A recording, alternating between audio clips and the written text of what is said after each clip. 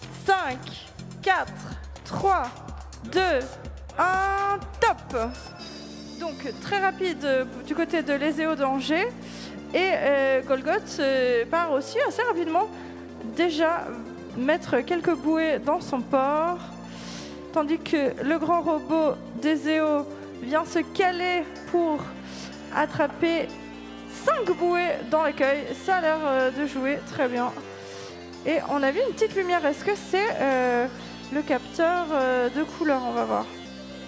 Vite au passage, on active le phare. C'est super. Du côté de Golgoth, j'ai l'impression qu'il est venu par là, mais je ne sais pas si ça a marché pour activer le phare. On va voir ça.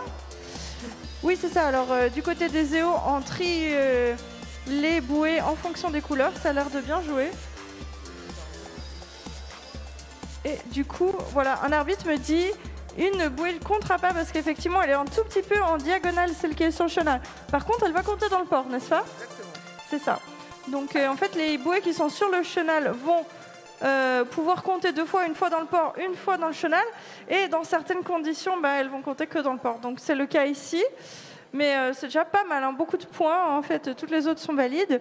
Ici aussi, du côté de Golgoth, on a aussi quelques points marqués dans les deux ports. Ça me paraît pas mal, hein, pas mal de scores. Toutes les manchères sont relevées. Les 2 phares sont activés. C'est un joli match, hein. Il reste 10 secondes de jeu. On voit que du coup, les 2 robots des EO et le robot de Golgoth, ils sont tous allés dans leur bonne zone. Et voilà, tous les pavillons. On peut les applaudir bien fort. Bravo. Très joli match, c'était smooth, pas de soucis. Félicitations.